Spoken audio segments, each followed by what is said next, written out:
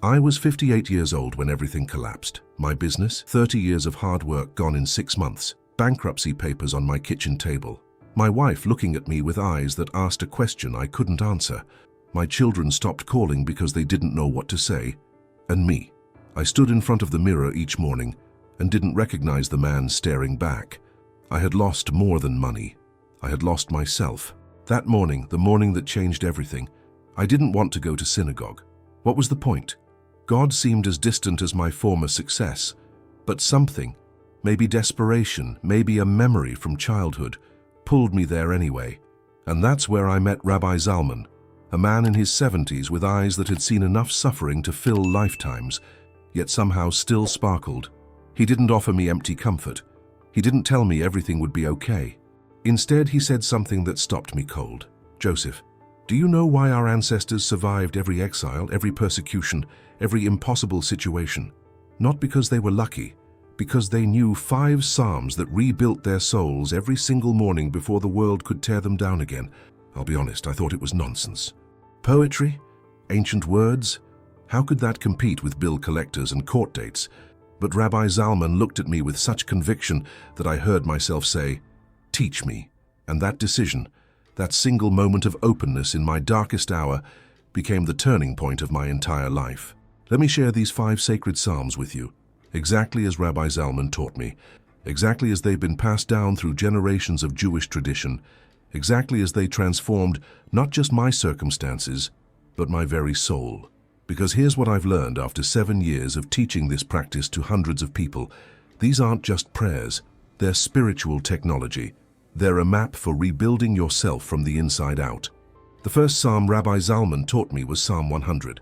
5 verses, 59 words in Hebrew. It takes maybe 90 seconds to read, but those 90 seconds, they rewire everything. "Make a joyful noise unto the Lord, all ye lands. Serve the Lord with gladness, come before his presence with singing." I remember my first morning trying this. Joyful noise? I had no joy. Gladness? I was drowning in shame. But Rabbi Zalman explained something profound. "Joseph, this psalm doesn't ask you to feel joy, it asks you to make the sound of joy. There's a difference. You're not lying to God. You're remembering what joy sounds like, so your soul can find its way back." So I did it. Standing in my empty office, bankruptcy notices stacked on my desk, I spoke those words out loud. "Serve the Lord with gladness." My voice cracked. "Come before his presence with singing." Tears ran down my face, but something shifted. Not in my circumstances, in me. For the first time in months, I felt something other than despair. I felt possibility. The teaching behind Psalm 100 is ancient, but scientifically sound.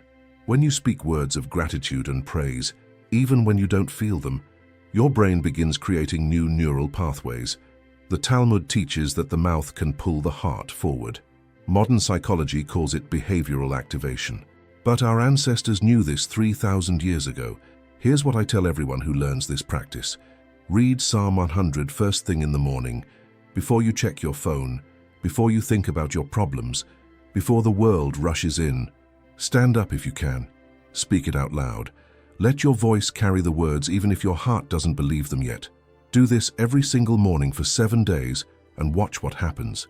Sarah, a woman I met at a community center, tried this. She was 62, divorced after 30 years of marriage, living in a studio apartment, working a job she hated just to survive. She emailed me after 4 days. "Rabbi, something is changing. I don't understand it. Nothing in my life is different, but I'm different." After 3 weeks, she found the courage to apply for a position she thought she'd never deserve. After 2 months, she got it. Psalm 100 didn't give her the job, but it gave her back herself. The second psalm is Psalm 145, known in Hebrew as Ashrei. This one is longer, 21 verses, and it's considered so powerful that the Talmud teaches whoever recites Ashrei 3 times daily is guaranteed a place in the world to come. Think about that. Not through sacrifice, not through perfection, but through consistent, intentional focus on God's goodness. When Rabbi Zalman taught me this psalm, I was still stuck in victim mentality. Why did this happen to me? What did I do to deserve this? Psalm 145 demolished that thinking. "The Lord is gracious and merciful, slow to anger and abounding in steadfast love. The Lord is good to all, and His mercy is over all that He has made. Here's the revolutionary teaching. God's mercy isn't conditional on your circumstances. It's not something you earn. It's constant, like gravity, always present, always available. But you have to tune into it. Psalm 145 is the tuning mechanism. It shifts your attention from what's broken to what's still whole, from what you've lost to what can never be taken from you. I started reciting Ashrei after Psalm 100 each morning. The first week I felt nothing. The second week, small things started catching my attention. A kind word from a stranger, an unexpected smile from my wife, a sunset I would have missed before. By the third week I realized something profound. My circumstances hadn't improved, but my capacity to see blessing within difficulty had transformed completely. Michael, a businessman from Chicago, contacted me last year. 70 years old, sold his company, should have been celebrating, but instead felt empty. I worked my whole life for this moment, Rabbi, and now I don't know why I'm alive. I taught him Psalm 145. 3 months later, he started a non-profit helping young entrepreneurs. He told me, "This psalm taught me that my value isn't in what I've accomplished. It's in being part of God's ongoing creation." The third psalm is Psalm 30, and this one will break you open. It's called A Song at the Dedication of the House of David, and it's traditionally recited every morning in Jewish prayer services. But it's also the psalm for Hanukkah, the festival of rededication, and that's exactly what it does. It rededicates your life. "I will extol you, Lord, for you have lifted me up and have not let my enemies rejoice over me. Lord my God, I cried to you for help, and you healed me." These aren't empty words. They're a testimony. They're a declaration that transformation is possible, that healing happens, that the story isn't over. Rabbi Zalman taught me something I'll never forget about Psalm 30. "Joseph, every morning you wake up, you're dedicating your life again. Yesterday's dedication has expired. Today requires a new one. This psalm is your morning covenant. I choose life, I choose hope, I choose to believe my best days might still be ahead." I was 3 months into my daily practice when Psalm 30 hit me fully. The verse that destroyed me was this: "Weeping may tarry for the night, but joy comes with the morning." I had been weeping for months, multiple nights, but that morning, speaking those words, I understood the night was ending. Not because my problems were solved, but because I had survived them, and survival itself was the beginning of victory. Here's the practical application. After you read Psalm 100 and Psalm 145, read Psalm 30 and pay special attention to verse 5. His anger is but for a moment. His favor is for a lifetime. Whatever you're going through, financial struggle, health crisis, broken relationships, late life regret, it's a moment in the context of your whole life. This psalm gives you perspective. It lifts you above your circumstances so you can see them clearly. Rebecca, a widow from New York, started this practice at 73. Her husband had died 2 years earlier, and she told me she was just waiting to die too. Nothing mattered anymore.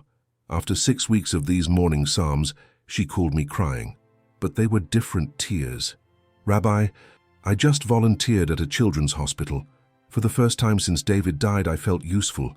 I felt alive." Psalm 30 didn't bring back her husband, but it brought back her life. The fourth psalm is Psalm 63, and this one is about desire, not the desperate, grasping desire that destroys, but the holy desire that rebuilds. "O God, you are my God, I seek you. My soul thirsts for you, my flesh faints for you, as in a dry and weary land where there is no water." When Rabbi Zalman introduced me to this psalm, I resisted. "I don't thirst for God," I told him honestly. "I thirst for my old life back." He smiled that knowing smile and said, "Exactly. And that's why you're still suffering. You're thirsting for what's dead. This psalm teaches you to thirst for what's alive." Psalm 63 was written by King David when he was in the wilderness of Judah, fleeing from his son Absalom, who was trying to kill him. Think about that. The greatest king in Jewish history, driven from his throne, hiding in the desert, hunted by his own child. And what does he do? He doesn't curse his fate. He doesn't give up. He redirects his desire toward the one thing that can never be taken from him, his connection to the divine. This is the secret most people never learn. You're going to desire something. That's how humans are built. The question is what? Are you going to waste your desire on things that can be lost? Money, status, youth, others' approval? Or are you going to invest your desire in something eternal? Psalm 63 trains your soul to desire correctly. I started reciting this psalm forth in my morning sequence after the first 3 had opened my heart, and it was like pouring water on dry ground. I felt something I hadn't felt in years, genuine hunger for meaning, for purpose, for connection to something bigger than my problems. My business was still gone, but suddenly I wasn't. Thomas, an executive from London, learned this practice at 65, right after retirement. He had everything, money, property, grandchildren, but felt completely hollow. He told me Psalm 63 changed everything. I realized I'd spent 40 years desiring success, and success had given me nothing. This psalm taught me to desire God, community, service, and those desires, they're infinite, they never run out. I'll never be empty again. The 5th and final psalm is Psalm 92, the psalm for Shabbat, for the Sabbath day. And this placement is perfect, because after the first 4 psalms have opened you, cleansed you, redirected you, Psalm 92 seals you with blessing. It is good to give thanks to the Lord, to sing praises to your name, O Most High, to declare your steadfast love in the morning and your faithfulness by night. This psalm contains one of the most powerful promises in all of Scripture, for those of us who feel it's too late, who think our productive years are over. The righteous flourish like the palm tree and grow like a cedar in Lebanon. They are planted in the house of the Lord. They flourish in the courts of our God. They still bear fruit in old age. They are ever full of sap and green. Read that again. They still bear fruit in old age. Not in spite of old age, but in old age. Not clinging to youth, but embracing maturity. The palm tree doesn't produce dates when it's young. It needs decades to reach full fruitfulness. And you're not past your prime. You're entering it. Rabbi Zalman was 73 when he taught me this. He had survived the Holocaust as a child, rebuilt his life in Israel, lost a son to war, buried his first wife, remarried, started over. And he told me something I repeat to myself every morning. Joseph, every morning you recite these 5 psalms, you're not just reading ancient words.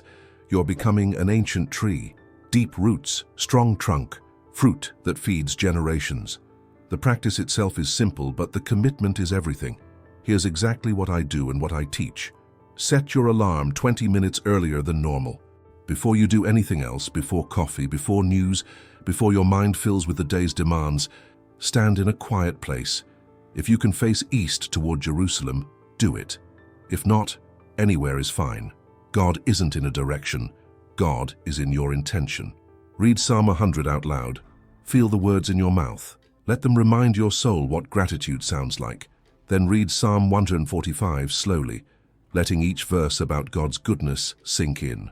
Then Psalm 30, declaring that joy comes with the morning, that your story is not finished. Then Psalm 63, redirecting your desire toward what's eternal. Finally, Psalm 92, claiming your right to flourish, to bear fruit, to be ever full of life. The whole sequence takes about 15 to 20 minutes if you read with intention. Some people rush through in 10, but I tell them what Rabbi Zalman told me. This isn't a box to check. This is the foundation you're building your entire day upon. Would you rush building a foundation for your house? Now let me address the mistakes I see people make with this practice, because they're common and they're costly. First mistake, waiting to feel worthy before you begin. You'll never feel worthy. That's not the point. The psalmist didn't write these when he felt worthy. He wrote them when he was desperate, broken, fleeing for his life. These psalms aren't for the righteous. They're for the ones trying to become righteous. Second mistake, reading them silently in your head while doing something else. This doesn't work. Your voice matters. There's a reason Jewish tradition emphasizes spoken prayer. Sound creates reality. When you speak these words with your mouth, your ears hear them. Your brain processes them. Your heart responds. Silent reading lets your mind wander. Spoken words demand presence. Third mistake, giving up after a few days because nothing dramatic happens. You're not looking for dramatic. You're looking for subtle, cumulative transformation. It's like watering a tree. You don't see change day by day, but miss 30 days of watering and the tree is dead. Continue 30 days of watering and roots grow deeper than you can see. Fourth mistake, doing this practice but not applying its lessons to your daily life. The Psalms teach gratitude, but if you complain all day, they can't help you. They teach trust in God, but if you operate from fear and control, they're just words. The morning practice is the training. Your life is the game. You have to play what you practice. Rachel, a teacher from Tel Aviv, made every one of these mistakes. She read the Psalms silently while making breakfast, felt nothing after 3 days, quit. A year later, desperate again, she tried correctly. Stood up, spoke out loud, stayed consistent for 30 days. She told me, "Rabbi, I can't believe I wasted a year. These Psalms have changed how I see everything. My classroom, my students, my own children, my purpose. Why doesn't everyone know about this?" Here's why everyone doesn't know. Because we live in a culture that worships the new, the quick, the dramatic. Ancient practices that require consistency and patience get ignored. We want the pill, the hack, the shortcut. But transformation doesn't work that way. It never has. The oak tree grows slowly. The diamond forms under pressure over time. Your soul is no different. Let me tell you what happened to me after 6 months of this daily practice. My financial situation was still difficult. I had found work, but nothing like my former business. I was living smaller, simpler, but something profound had shifted. I no longer measured my worth by my bank account. I no longer needed external success to feel valuable. I had discovered an internal stability that circumstances couldn't touch. My wife noticed first. She said, "You're different. You're here again." My children started calling more, not because I had solutions for them, but because they felt something in me they hadn't felt before. Peace. Not the peace of having everything figured out, but the peace of being connected to something that holds everything together. After a year, something unexpected happened. A former colleague contacted me about a consulting opportunity. It wasn't huge, but it was meaningful. Then another, then another. Within 18 months, I had built a completely new career, different from my old business, actually better in many ways, more aligned with my values, more sustainable. But here's what matters. If that hadn't happened, if I was still struggling financially, I would still be okay. Because the Psalms didn't just change my circumstances, they changed me. And changed people can handle any circumstances. That's the real miracle. I've now taught this practice to hundreds of people, Jews and non-Jews, young and old, rich and poor, believers and skeptics. And I've seen pattern after pattern. The ones who commit to 30 consecutive days without missing a morning. About 80% report significant positive changes in their mental state, their relationships or their circumstances. The ones who do it sporadically or give up after a week, very few report any change at all. This isn't magic. It's not superstition. It's the profound psychological and spiritual truth that consistent, intentional focus on gratitude, trust, hope, proper desire and growth literally rewires your brain and repositions your soul. The Psalms are the vehicle.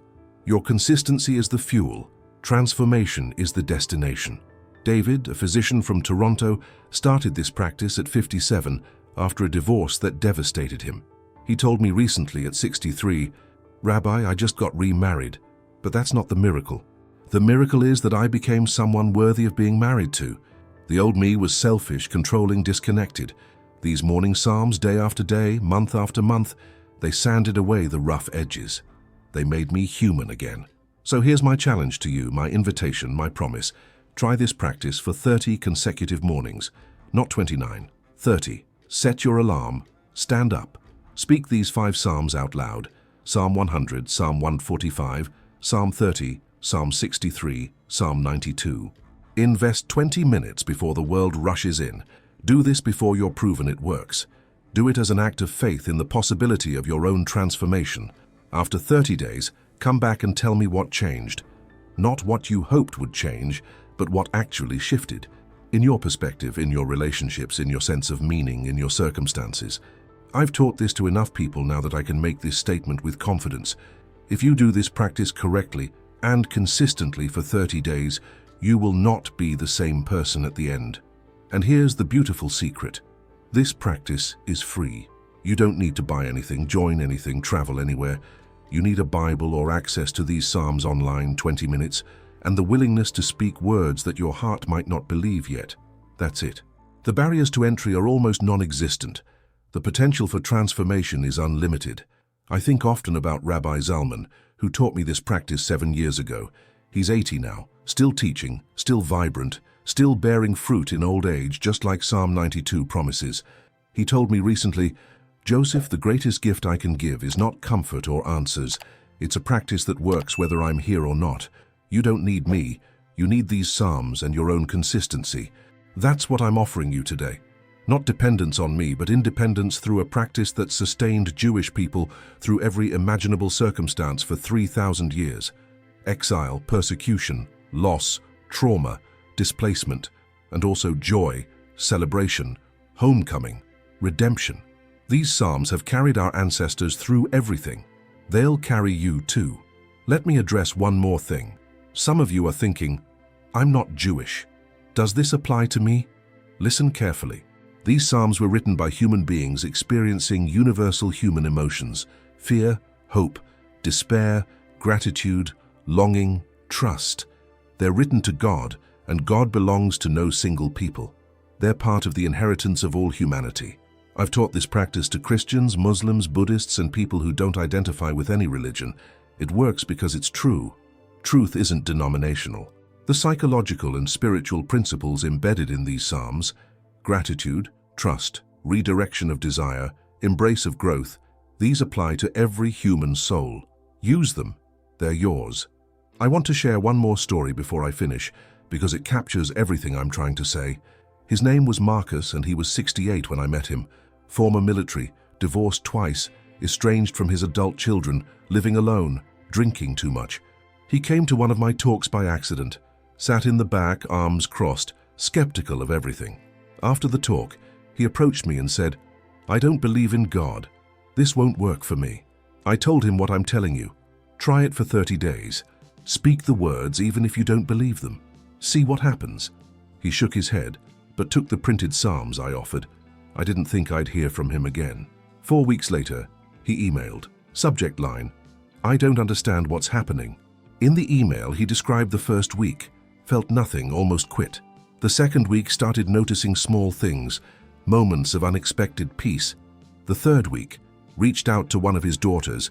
Conversation went surprisingly well. The fourth week, cut his drinking by half without even trying, just didn't feel the need as much.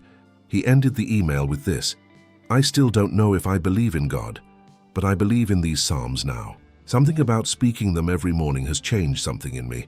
I feel less angry, less hopeless. I can't explain it, but I'm not stopping." That was 3 years ago. Marcus is 71 now, reconciled with both daughters, volunteers at a veterans center, hasn't had a drink in 2 years. He still doesn't know if he believes in God, but he believes in transformation. He believes in possibility. He believes that ancient words, spoken with intention, can rebuild a life. And honestly, that's enough. Faith doesn't require certainty. It requires willingness. So here's what I want you to do today, right now, before this moment of inspiration fades. Open your Bible or search online for these 5 Psalms: Psalm 100, Psalm 145, Psalm 30, Psalm 63, Psalm 92. Read them once, right now, just to familiarize yourself with them. Notice how you feel after reading all 5. That's your baseline. Then tomorrow morning, set your alarm 20 minutes earlier. Stand up when it goes off, find a quiet spot, and speak these Psalms out loud one after another. Don't worry about doing it perfectly, just do it. Then do it again the next morning, and the next, for 30 consecutive days. Mark the days on a calendar. Tell someone you're doing this so they can help keep you accountable.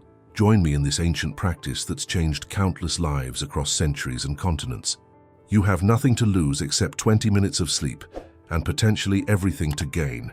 I'll leave you with the words that Rabbi Zalman left me with, the words that made me willing to try when I had every reason to give up. "Joseph, you think your life is over, but what if it's just beginning? What if everything that happened was preparation for everything that's coming? These 5 Psalms are the key. Use them every morning. Rebuild yourself from the inside out. And in 6 months you tell me if your life was over or just being reborn." He was right. My life wasn't over. It was being reborn. And yours isn't over either. No matter how old you are, how much you've lost, how far you've fallen, how late you think it is, your story is not finished. The morning still comes.